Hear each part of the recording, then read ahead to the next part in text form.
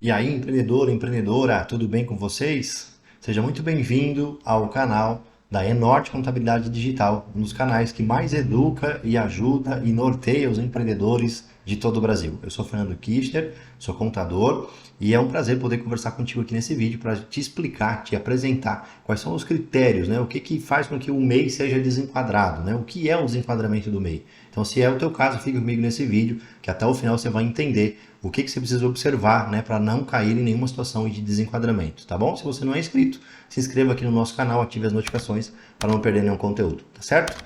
Vamos lá. Então, o que é o desenquadramento do MEI, afinal, né? O que faz com que o MEI seja desenquadrado?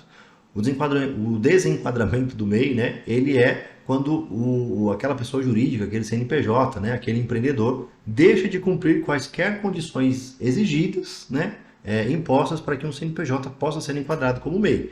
Então, por exemplo, né, o primeiro critério aqui, talvez o mais comum, que obrigue, né, um CNPJ a se desenquadrar como MEI, é você ultrapassar o limite de faturamento, que hoje ainda é de R$ 81 mil por ano. Sim, é muito pouco, né? Minha opinião aqui ainda é um absurdo, né? O MEI ainda ter esse limite de faturamento, mas é o que ainda se tem, né? Então, R$ 81 mil por ano, de janeiro a dezembro, é o limite de faturamento, ou se estiver no início do ano de atividade da empresa, né, tem que ser feito esse cálculo proporcional aí, com base, né, nos meses de atividade, né, naquele determinado ano de início de atividade. Tá? Então, R$ 81 mil. Então, se você ultrapassou o limite de R$ 81 mil, saiba que você já está, sim, obrigado a fazer o desenquadramento. Porém, existem duas situações aqui, em relação especificamente ao faturamento, tá? Então, se você ultrapassou R$ 81 mil, mas em dezembro você ainda permaneceu dentro do limite de R$ 97.200, que corresponde a 20%, né? O excesso aí de até 20% do faturamento, que dá R$ 97.200, se você se enquadrar ainda dentro desse valor, você pode continuar como MEI até dezembro, e aí você passa, a partir de janeiro do ano seguinte, a ser uma ME. Então, você continua fazendo a sua contribuição como MEI até dezembro daquele ano, já faz a comunicação, né, no mês que houve né, que ultrapassou o limite de faturamento de R$ 81 mil, já faz ali a comunicação do desenquadramento, mas você permanece até dezembro, tá bom? E aí, em janeiro do ano seguinte, passa a ser uma ME. Porém, no caso de você, durante o ano, ultrapassar inclusive R$ 97.200, você precisa fazer a comunicação de desenquadramento e você já precisa retornar, né, retroagir a janeiro daquele determinado ano, né, para fazer o recolhimento, as declarações, né, e o recolhimento dos seus impostos dentro do Simples Nacional.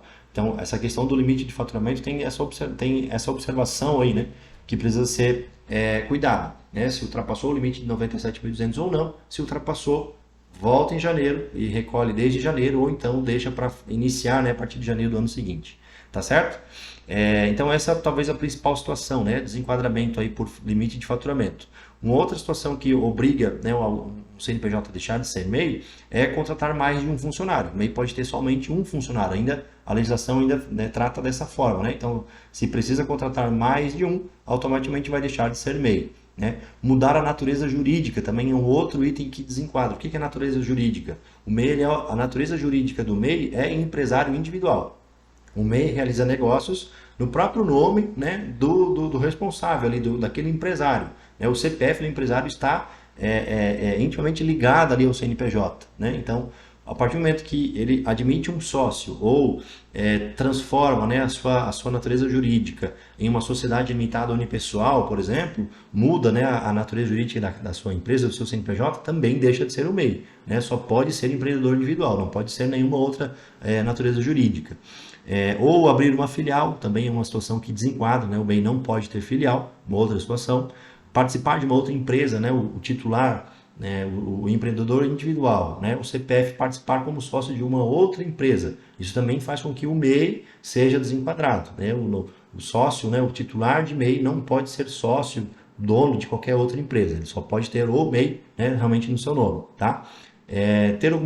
Desempenhar, né, uma atividade que não é permitida ao MEI. Então essa também é uma situação clássica, né, de desenquadramento. você ter uma atividade vinculada lá no seu CNPJ ou incluir uma atividade lá no seu CNPJ que não é permitida ao MEI, né? São várias atividades que podem, mas também são várias atividades que não podem ser MEI. Então isso também é uma situação que tem que ser bem observada, tá? E também aqui uma outra, por último, né? Uma situação que nem sempre é muito bem falada, muito bem comentada ou observada pelos empreendedores, é você comprar mais do que 80%, ter compras, né, mais com valores maiores que 80% em relação às suas vendas. Então você pode ter ali uma margem, né, no máximo ali de 20% de entradas e saídas, né, compras e vendas. Então se você vende, por exemplo, a R$ 50.000 por ano, né, 80% desse valor você pode ter de compras, né? Se ultrapassar esse 80, você também vai ser desenquadrado, porque entende-se, né, que você está faturando um valor maior, né, do que está sendo declarado. Tá bom? Então esses são os critérios aí básicos, né, que desenquadram o MEI. Se você ficou com qualquer dúvida, pode nos chamar. A gente é especialista aqui no atendimento aos MEIs, tá? Vai ficar aqui na descrição desse vídeo os nossos contatos, nosso site. Você pode entrar lá, chamar, fazer um contato com a gente vai bater um papo, agendar uma reunião contigo, tirar suas dúvidas, tá? E te ajudar naquilo que for necessário. Se faz sentido para você, pode deixar um joinha aí pra gente, deixa os seus comentários, vou fazer questão de te responder e a gente vai se falando.